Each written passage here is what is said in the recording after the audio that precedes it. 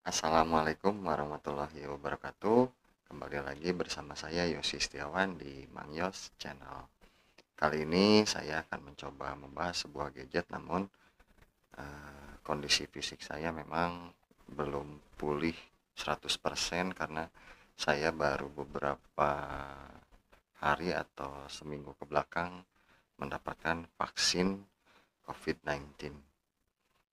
Nah, saya akan mencoba membahas di awal dulu mengenai saya ini membuat sebuah video, membuat sebuah konten itu menggunakan PC, laptop, atau gadget.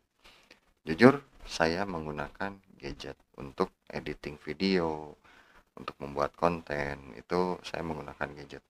Nah, gadget ini adalah gadget harian saya, daily driver saya, yang biasa saya pakai sehari-hari untuk pekerjaan, juga untuk membuat konten. Nah, penasaran kan? Nah, ini smartphone-nya, ininya masih seperti kelihatan jadul, namun ini adalah keluaran 2020 akhir ya. Nah, oke, mungkin teman-teman penasaran, kita lihat videonya. Sebelum masuk ke pembahasan, bagi teman-teman yang belum subscribe channel saya, silahkan subscribe terlebih dahulu. Dan juga jangan lupa nyalakan tombol loncengnya, supaya tidak ketinggalan video-video atau informasi dari saya.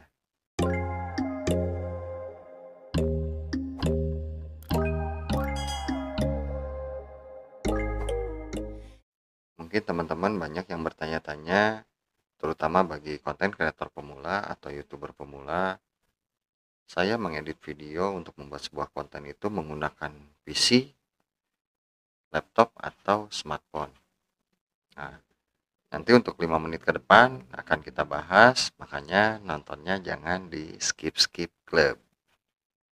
Dalam membuat sebuah konten bagi YouTuber pemula atau konten kreator pemula, tentu saja membutuhkan sebuah perangkat pendukung, yaitu kamera. Nah, kamera ini tentu saja tidak harus DSLR ya.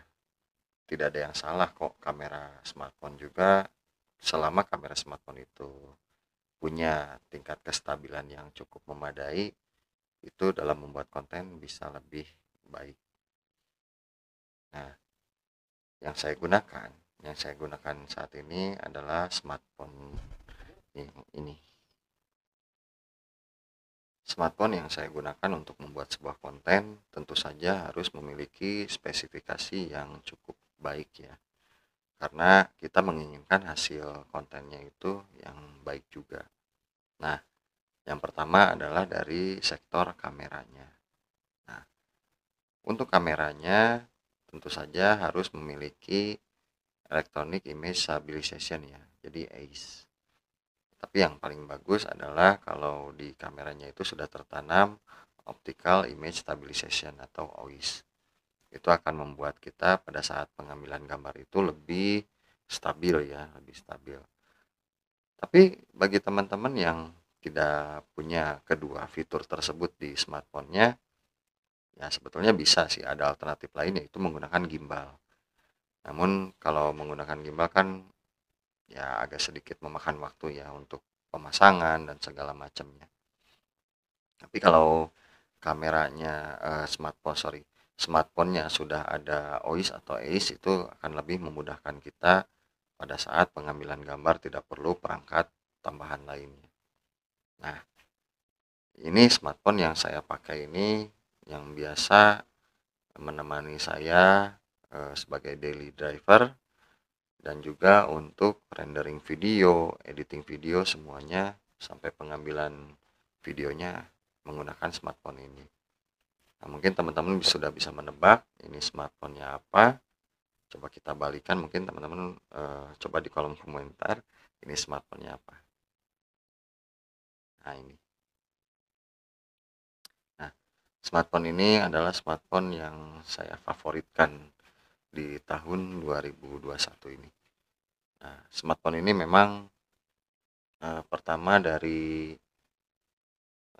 ramping ya, terus bentuknya mengotak, bentuknya mengotak juga dari bentuk kameranya juga ini berbeda ya dengan kamera-kamera yang ada di smartphone tetangga sebelah. Nah, saya suka sekali dengan layout kamera ini. Selain kamera yang bagus pada smartphone kita pada saat untuk pembuatan konten itu adalah dari prosesornya. Nah, saya memilih smartphone ini karena prosesornya cukup mumpuni juga untuk merender sebuah video. Ini menggunakan Snapdragon 730. Nah, untuk merender sebuah video yang durasinya 10 menit, ya ini lumayan cukup cepat juga. Terutama saya kan biasanya kalau membuat video itu menggunakan 60 frame per second ya. Jadi supaya lebih halus lagi videonya, saya menggunakan Snapdragon 730. Disebut kenceng juga sebetulnya enggak juga, tapi ini kalau untuk merender cukup cepat. Hal penting lainnya yaitu RAM. Nah, RAM ini cukup penting ya bagi teman-teman yang ingin membuat sebuah konten. Nah, ini yang saya gunakan ini RAM-nya 8 GB. 8 GB kenapa? Ini supaya bisa mempercepat ketika kita mencari aplikasi ya, pada saat membuka aplikasi untuk editing. Itu kita bisa scroll tanpa si aplikasi ini menutup. Seperti ini. Jadi karena dia 8 GB, jadi prosesnya cepat ketika kita membuka sebuah aplikasi. Nah, itu setelah RAM mungkin dari, nah ini yang paling penting yaitu internal memory. Internal memory ini untuk smartphone yang saya pakai ini sebesar 128 GB. Sebetulnya saya ingin cari smartphone-nya ini tapi internal memorinya 256. Nah, itu ternyata tidak keluar yang 256-nya, hanya keluar yang 128 di Indonesia. Ya nggak apa-apa sih, tapi ya saya akan cukup capek juga nanti bolak-balik pada saat videonya sudah jadi. Saya harus memindahkan supaya ini tetap kosong isinya, jadi pada saat proses render juga tidak terganggu ya. Nah, mungkin itu minimal internal memorinya 128 GB. Dari tadi yang dibahas spesifikasinya terus ya. Nah, sebetulnya ini smartphone apa sih yang saya pakai untuk membuat sebuah konten? Bagi youtuber pemula, bagi konten kreator yang mungkin memiliki kocek yang cukup untuk membeli sebuah smartphone, jangan melihat dari smartphone ini bisa PUBG nggak, smartphone ini bisa main Genshin Impact nggak. Tidak perlu seperti itu juga, tapi ini bagi saya sangat cukup untuk membuat sebuah konten. Ini adalah Vivo V20 2021. Yang saya suka dari smartphone ini tentu saja yaitu dari bentuknya yang mengotak ya. Selain mengotak juga dia cantik juga, terus tipis, dia cukup tipis, dan meskipun tipis dia membawa 4000 mAh baterainya kapasitasnya. Wah, itu kecil 4000. Bagus yang 5000, lebih bisa seharian penuh enggak. Ini dengan 4000 mAh karena dia membawa fabrikasi Snapdragon 730 8 nanometer. Nah, ini efisiensi dayanya ini wah, top. Nah, ini bisa seharian penuh saya pakai. Saya berangkat kerja pukul 6, dicas penuh, kemudian saya pulang itu jam 11 malam baru saya cas lagi sambil saya tinggal tidur ya. Nanti pagi-pagi saya cabut lagi udah penuh. Dan tidak memakan waktu banyak sih sebetulnya. Tidak perlu saya tinggal tidur juga. Ini dalam waktu sejam saja sudah bisa terisi penuh. Karena dia di charger bawaannya itu sudah 33 watt. Kemudian dia sudah mendukung fast charging 2.0. Karena Vivo ya. Nah, bukan VOOC charge, tapi ini fast charging, beda dengan Oppo. Nah, kemudian dari tampilan, nah ini yang saya suka, ini kameranya, aduh cantik banget. Ini mohon maaf karena ini sudah pakai garskin, saya takut smartphone-nya terluka, jadi saya pakai garskin supaya tidak lecet. Ini cantik sekali, meskipun memang belakangnya sudah menggunakan kaca ya. Saya nggak tahu apakah ini menggunakan Corning Gorilla Glass atau tidak, tapi untuk yang depan dia sudah menggunakan Corning Gorilla Glass. Tetap saya pakaikan tempered glass karena saya sayang sekali sama handphone ini, sama smartphone ini. Kok kameranya 3? Kan sekarang kameranya kebanyakan sudah 4. Bagus yang 4 daripada yang 3 kamera. Jangan salah. Meskipun dia kameranya 3, tapi dia jauh lebih powerful dibanding yang dengan 4 kamera. Nah, di sini spesifikasi kameranya yang besar ini adalah kelihatan. Nah, dari sini saja. Nah, yang besar ini kamera utamanya. Kemudian di sini ada kamera wide dan juga dia makro juga. Kemudian ada monokrom. Nah, cuman 3 tapi dia bisa berbagai macam. Dia time lapse bisa, slow mo bisa, apalagi. Kemudian di sini sudah ditanamkan optical image stabilization, jadi tidak perlu gimbal. Meskipun kalau masalah goyang sih ya tergantung goyangannya seperti apa. Nah ini saya suka banget nih, cantik nih kamera ini. Oke, itu ya teman-teman ya. Tadi kita sudah membahas mengenai spesifikasi smartphone yang saya pakai, daily driver saya untuk membuat sebuah konten. Nah, sekarang aplikasi apa sih yang bagus untuk editing? Saya di sini menggunakan aplikasi Power Director ya.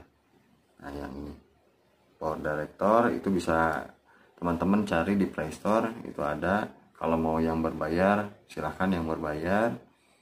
Nah, kemudian untuk yang pendukung keduanya, saya memakai aplikasi pembuat film namanya. Namanya pembuat film. Nah, ini yang keduanya. Nah, ini ikonnya yang seperti ini. Tapi di ini kalau tidak salah tidak ada di Play Store. Jadi teman-teman bisa cari langsung di Google ya. Nah, selain 2 itu yang lainnya sih KineMaster, Viva itu juga cuma cadangan saja. Kemudian teman-teman juga wajib punya yang namanya YouCut video ya. YouCut yang ini yang gambar. Nah, ini yang gambar gunting. Nah, ikonnya gambar gunting. Kemudian ada video converter tanah yang ini. Nah, ini video converter. Nah, ini tujuannya untuk mengconvert, misalkan kita mau menggunakan file yang dari internet ya. Contohnya untuk membuat sebuah bumper, untuk opening, green screen. Nah, itu kita bisa cut dari situ, dari aplikasi itu. Nah, yang tidak kalah penting aplikasi pendukung lainnya yaitu pada saat kita membuat thumbnail. Nah, pada saat membuat thumbnail ini, di sini saya menggunakan foto editor. Yang pertama adalah foto editor. Nah, ini foto editor, kemudian Snapseed. Teman-teman pasti kalau Snapseed sih karena dia yang membuatnya Google, jadi mudah cari di Play Store. Foto editor juga tersedia di Play Store. Tapi di situ ada pilihannya mau berbayar atau yang tidak. Tapi sama saja sih. Tidak berbayar pun masih bisa dipakai. Hanya mungkin iklan akan sering keluar ya. Nah, gitu. Nah, mungkin segitu teman-teman untuk video kali ini, karena mohon maaf sekali kondisi saya kurang fit. Mungkin itu saja. Semoga video ini bermanfaat. Teman-teman YouTuber pemula atau konten kreator pemula, jangan patah semangat, terus berkarya. terus salurkan hobi teman-teman seperti saya. Mudah-mudahan memberikan keberkahan bagi teman-teman semua. Saya Yosi Setiawan pamit undur. Assalamualaikum warahmatullahi wabarakatuh. Jangan lupa like, comment, and subscribe. Gue jedotin lo. Subrek. Hah?